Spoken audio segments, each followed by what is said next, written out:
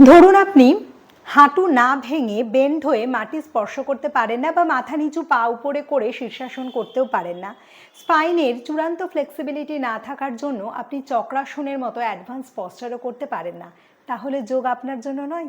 আসলে এখনকার যে ট্রেন্ডটা সেটা দেখে আমার এতটুকু মনে হচ্ছে যে যোগ বলতে আমরা আসন আর প্রাণায়ামের কিছুটা অংশ এটুকুকেই বুঝছি। পতঞ্জলির যোগ দর্শনের যে 8টা লিম্ব বা 8টা অঙ্গের কথা বলা হয়েছে তার একটা পার্ট আসন আর একটা পার্ট প্রাণায়াম, যার কিছুটা অংশ আমরা জানি, এবং এই দুটোকে নিয়েই আমাদের যোগের কনসেপ্ট তৈরি। অ্যাকচুয়ালি এই আসন আর প্রাণায়ামের আগে আছে ইয়ামা আর নিয়ামা।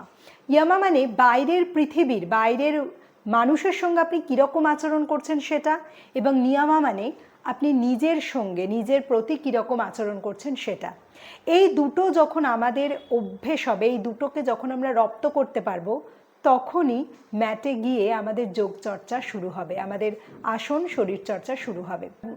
আসলে যোগ বলতে যেটা আমরা বুঝি আসন, প্রাণায়াম, শারীরিক সুস্থতা, ফিটনেস, রোগা হওয়ার কৌশল, তার বাইরেও একটা বিশাল বা একটা ভাস্ট ছাতার নাম হচ্ছে যোগ। ঈশ্বর আমাদেরকে যে একটা বহুমূল্য জীবন দিয়েছেন সেটাকে সুন্দরভাবে এবং সঠিকভাবে বাঁচার যে জার্নিটা, সেটার নাম যোগ। আপনারা অনেকে শুনে থাকবেন, বলে যে journey through the self, journey to the self. Actually তাই যোগ মানে আমাদের আত্মানের দিকে যাত্রা, নিজের দিকে যাত্রা এবং নিজের মধ্যে দিয়ে নিজের দিকে যাত্রা। আমাদের মনটা বেশিরভাগটাই দেখবেন বহির্মুখী। যোগের কাজ হলো সে বহির্মুখী ছড়ানো ছিটানো মনটাকে গুছিয়ে অন্তর্মুখী করা, আমাদের ভেতরের দিকে আমাদেরকে চালনা করা। আপনি হাঁটু না ভেঙে মাটি স্পর্শ করতে নাই পারলেন, শীর্ষাসন করতে নাই বা পারলেন, অথবা পশ্চিমোত্তানাসনে হাঁটুতে নাক কপাল নাই ঠেকাতে পারলেন, কিন্তু যখন অগোছালো পরিস্থিতিতে দাঁড়িয়েও আপনি শান্ত মাথায় কোনো ডিসিশন নিতে পারবেন, তখন আপনি যোগী। যখন আপনি ভীষণ একটা টক্সিক পরিবেশে দাঁড়িয়েও একটা পজিটিভ মনোভাব রাখতে পারবেন, তখন আপনি যোগী। যখন আপনি একটা ঝোড়ো পরিবেশে নিজের ইনার পিস, মানসিক শান্তি বজায় রাখতে পারবেন এবং রিয়্যাক্ট করার আগে দুবার ভাববেন, তখন আপনি যোগী।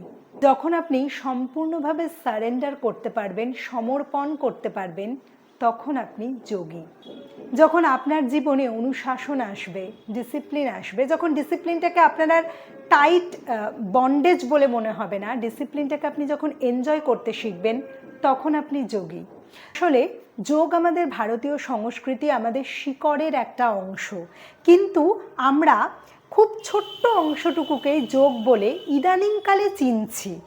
তো একজন যোগ সাধক হিসেবে আমার মনে হলো যে এটা আমার কনসিয়াসলি অন্তত এই কনসেপ্টটুকু ক্লিয়ার করে দেওয়া দরকার যে এই আসন প্রাণায়ামের বাইরেও এই যে গোটা জীবন, এই জীবনটাকে চালানোর নাম, আর্ট অফ লিভিং, তার নামই যোগ।